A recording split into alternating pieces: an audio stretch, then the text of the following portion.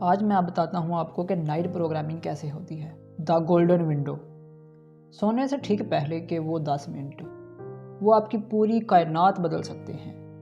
لوگ اکثر یہ وقت موبائل سکرول کرتے ہوئے یا کل کی فکر میں گزار دیتے ہیں۔ یہ آپ کی سب سے بڑی غلطی ہے۔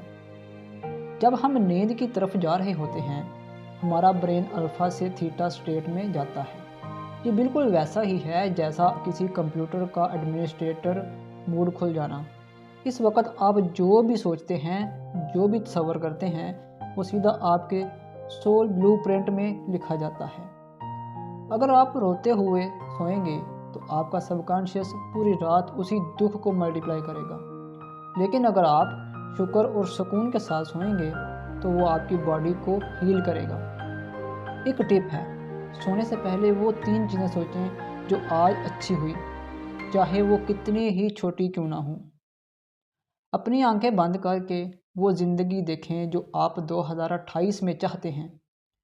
اسے دیکھیں نہیں، اسے محسوس کریں جیسا وہ ابھی ہو رہی ہو۔ نیند ری پروگرامنگ کا سب سے آسان اور طاقتور ذریعہ ہے، اسے ضائع مت کریں۔